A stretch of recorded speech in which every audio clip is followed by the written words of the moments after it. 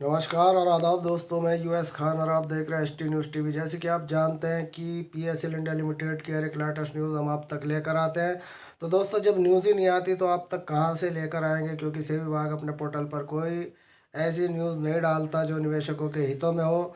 ले देकर कभी साल 6 महीने में एक आध न्यूज़ डाल देते हैं कि हमने 2,500 वालों का पैसा दे दिया, 2 लाख निवेशकों को 2,500 का पैसा दे दिया, और 5,000 वालों को हमने 3 लाख निवेशकों को दे दिया, और 8 और 10,000 वालों को हमने 12 लाख निवेशकों को दे दिया।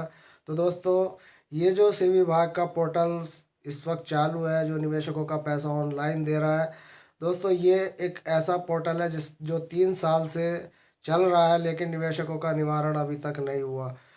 जैसे कि आप जानते हैं कि पीएसएल इंडिया लिमिटेड के निवेशक 5 करोड़ 85 लाख है, और देनदारी से विभाग को जो करनी है वो 49,100 करोड़ रुपए की करनी है, जिसमें अभी तक मात्र 49,100 करोड़ रुपए में 400 करोड़ रुपया ही इस वक्त निवेशकों तक बांटा गया है, वो भी 12 लाख निवेशकों में ये 3 साल में पैसा बांटा गया। जबकि हम जानते हैं कि पीएसएल इंडिया लिमिटेड की प्रॉपर्टी देनदारी से 3 गुना ज़्यादा है, उसके बावजूद भी इस वक्त प्रोसीजर इतनी धीमी गति से चला रहे हैं। और सबसे बड़ी बात यह है कि ये आधे अधूरे खाते वालों को ही अभी तक निपटारा कर रहे हैं, जिनके यहाँ पर पूरी एफडियाँ हो गई हैं, पूरे खाते इनके पास जमा हो चुके हैं, यानी कि जो अपने बॉन्ड भेज चुके हैं, ऑनलाइन प्रक्रिया से अपने डॉक्यूमेंट जमा कर चुके हैं। हम बात कर रहे हैं बड़े निवेशकों की, 50,000, 60,000, 1 लाख, 2 लाख, 10 लाख, 15 लाख, 20 लाख, 45 लाख तक से ज़्यादा, यानी कि 1 करोड़ तक की यहाँ पर एफडी और आरडीआई की गई हैं पीएसएल इंडिया लिमिटेड में। तो दोस्तों, इसमें ताज्जुब की कोई बात नहीं है, क्योंकि दुनिया की सबसे बड़ी PSL India limited chit fund company थी। इससे बड़ी आज तक दुनिया में कोई चिट फंड कंपनी नहीं बनी, जिसको हमने कई बार आपको बड़े जो विदेशी चैनल हैं, ऑस्ट्रेलिया के चैनल हैं, उन चैनलों पर भी हमने आपको दिखाया कि पीएसएल इंडिया लिमिटेड की कितनी पकड़ ऑस्ट्रेलिया गवर्नमेंट के ऊपर है, कितना बड़ा वहाँ पर इन्होंने अपना धंधा फैला रखा था। जो पीएसएल के पैसों से ख़रीदा गया था, वो सारी प्रॉपर्टी ऑस्ट्रेलिया की बिक कर इंडिया गवर्नमेंट के पास आ चुकी है। और आरएम लोढ़ा जी उस पर बैठकर, यानी कि जितनी भी दौलत आई है उस पर बैठकर अपने हाथ से एक एक रुपया कंजूसी से बांट रहे हैं, या क्या इस वक्त आरएम लोढ़ा जी के दिमाग में है, क्योंकि करोड़ों रुपया इस वक्त उनके पास आया हुआ है। देनदारी से 3 गुना ज़्यादा पैसा इस वक्त निवेशकों का जो सेबी विभाग के पास रखा हुआ है, वो अभी तक निवेशकों तक नहीं पहुंच पाया। बड़ी विडम्बना की बात है। तो दोस्तों, अभी पीएसएल निवेशक सर्टिफाइड नहीं है इस ऑनलाइन सेवा से। यही वजह है जो संगठन अपनी आवाज़ों को बराबर उठाते रहते हैं। और अब जैसे कि आप जानते हैं कि इस वक्त कोरोना महामारी का दौर चल रहा है, और लगभग कुछ महीनों तक लॉकडाउन की स्थिति रही, और उसके बाद कुछ लॉकडाउन खुला तो खुद निवेशक और एजेंटों ने, और जितने भी ये धरना प्रदर्शन करने वाले संगठन हैं, उन्होंने बहुत ही समझदारी के साथ अपनी इस मुहिम को रोक कर रखा कि ये बीमारी जल्द से जल्द टल जाए और हम फिर आगे की प्रक्रिया शुरू करें। लेकिन दोस्तों, महामारी ये टलने वाली नहीं है। तो इस महामारी का साइड इफ़ेक्ट ये हुआ कि जो लोग पीड़ित निवेशक थे, वो इस महामारी में बेरोज़गार हो गए, और बेरोज़गार होने के साथ साथ उनके घर का चूल्हा चौका तो पहले से ही बंद हो गया था, लेकिन इस महामारी ने और ज़्यादा बंद कर दिया। तो ऐसे में निवेशकों को निवेशक चाहते हैं कि उनका पैसा जल्द से जल्द मिल सके। तो संगठनों ने एक बार फिर से अपने डक उठाने शुरू कर दिए। संगठनों ने फिर से अपने जितने भी संगठन के जुझारू नेता हैं, उन्होंने सबने अपने अपनी स्टेट से, अपने अपनी जगहों से एक बार फिर से संगठित होने का और सेवी विभाग पर धरना करने का ऐलान कर दिया है। और इसके लिए ज़्यादातर संगठन पीएसएल इंडिया लिमिटेड के ऑफिसों में बैठ कर ही ये इस वक्त अपने विचार विमर्श कर रहे हैं। और आगे की रणनीति तय कर रहे हैं कि किस तरीके से सरकार को जगाया जाए, किस तरीके से सरकार को ये 49,100 करोड़ रुपया जो इस वक्त सेवी विभाग के पास रखा हुआ है, जिसे वह बांट नहीं रही, उसके लिए जल्द से जल्द निवेशकों तक पहुंचाने की एक मुहिम चालू की जाएगी। और इसमें सभी पीड़ित निवेशक और एजेंट वगैरह इन सभी संगठनों के साथ एक बार फिर से कंधा मिलाकर चलेंगे। और देखना यह है कि अब किस तरीके से किस मतलब नए तरीके से ये PSL इंडिया लिमिटेड के पीड़ित निवेशक इन धरनों प्रदर्शनों में किस तरीके से अपने आप को सरकार के सामने पेश करेंगे। ऐसा कौन सा नया इस वक्त अलग जगाने वाले हैं जो PSL इंडिया लिमिटेड के जितने भी संगठन हैं, चाहे ISO हो या भारतीय जन सेवा दल हो, और बहुत से ऐसे संगठन इस वक्त चल रहे हैं जो PSL इंडिया लिमिटेड के पैसे दिलाने में अपना बहुत बड़ा योगदान इस वक्त पिछले साल उन्होंने दिया। कोरोना महामारी से पहले उन्होंने सभी विभागों पर धरने प्रदर्शन किए, जंतर मंतर पर धरने प्रदर्शन किए, लेकिन विडम्बना की बात यह है कि सरकार के कान पर कोई जूं नहीं रेंगती, सरकार पीड़ित निवेशकों का दर्द नहीं समझती। और ऐसा लगता है कि जैसे सरकार ने खुद ही इन्हें जानबूझकर बंद किया गया हो, क्योंकि करोड़ों रुपया इस वक्त चिटफंड कंपनियों में निवेशकों का फंसा हुआ है।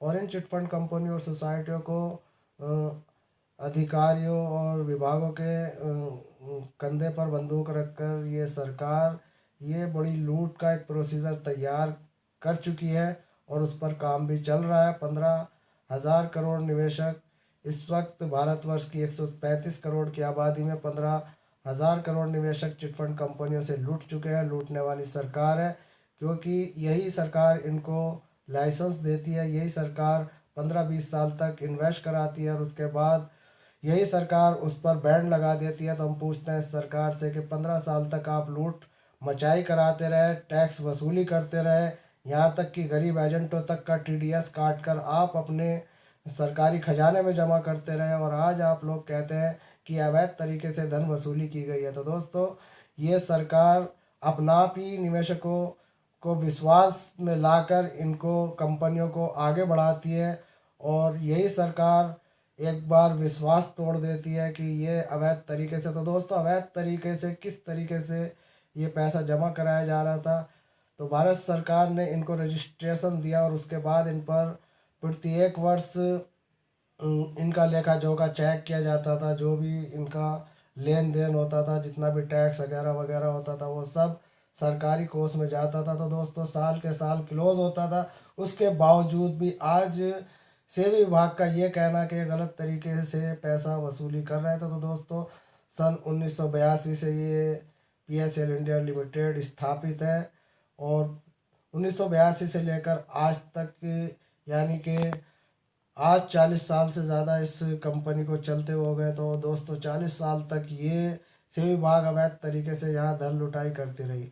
कुछ लोग कहते हैं कि पहले PGF थी, तो दोस्तों PGF पर भी कुछ कार्रवाई करने की हमने न्यूज़ सुनी थी, लेकिन वो कार्रवाई जो स्थगित कर दी गई थी। क्यों कर दी गई थी? क्योंकि PSL इंडिया लिमिटेड अपना जो पक्ष था वो सुप्रीम कोर्ट के सामने उसने रखा था, जिससे वहाँ से क्लीन चिट मिल गई थी। तो दोस्तों, इस तरीके से PSL इंडिया लिमिटेड कई बार इस सरकार से जीत चुकी, लेकिन आज के दौर की सरकार से ये हार चुकी। जी हाँ दोस्तों, साफ जाहिर है कि मोदी सरकार इस वक्त चल रही है, और उस सरकार ने इस वक्त देश में चिटफंड कंपनियों को उजाड़ने का बीड़ा उठाया हुआ है, और कहते हैं कि हम गरीबों का पैसा लूटने नहीं देंगे। तो दोस्तों, ये पैसा लूटने नहीं देंगे का मतलब हमारी समझ में आ गया। वो अब आया, समझ में यही आया कि लूटने नहीं देंगे, यानी कि कंपनियां को बंद कर रहे हैं और इनका काम ऑनलाइन प्रोसीजर से चालू करेंगे देनदारी का। तो दोस्तों, जब अकाउंट कंपनियों के बंद कर लिया, प्रमोटरों को जेल में डाल दिया और सारी जिम्मेदारी पैसे देने की अपने ऊपर ले ली, तो इस पूरी जिम्मेदारी में PSL इंडिया लिमिटेड के निवेशकों के लिए ऑनलाइन पोर्टल जो खोला गया है, प्रोसीजर जो चालू किया गया है पैसे देने का, वो उससे कोई निवेशक सर्टिफाइड नहीं है, क्योंकि निवेशकों को पैसा सही तरीके से नहीं मिल पा रहा है। इसका मुख्य कारण यह है कि सेबी विभाग के पास PSL इंडिया लिमिटेड के निवेशकों का डेटा नहीं है। उनके पास पूरी सही निवेशकों की कोई ऐसी लिस्ट नहीं है जो PSL इंडिया लिमिटेड के सॉफ्टवेयर से इन्हें मिली हो। जो निवेशक अपना बॉन्ड सबमिट कर रहा है तो उसका पूरा जो उसका पूरा लेखा जोखा है इनके सामने आ जाए कि हाँ ये फला बॉन्ड निवेशक ने जमा किया है, इसके इतनी पैसा इसने यहाँ पर मूलधन दिया है और इतना ब्याज है।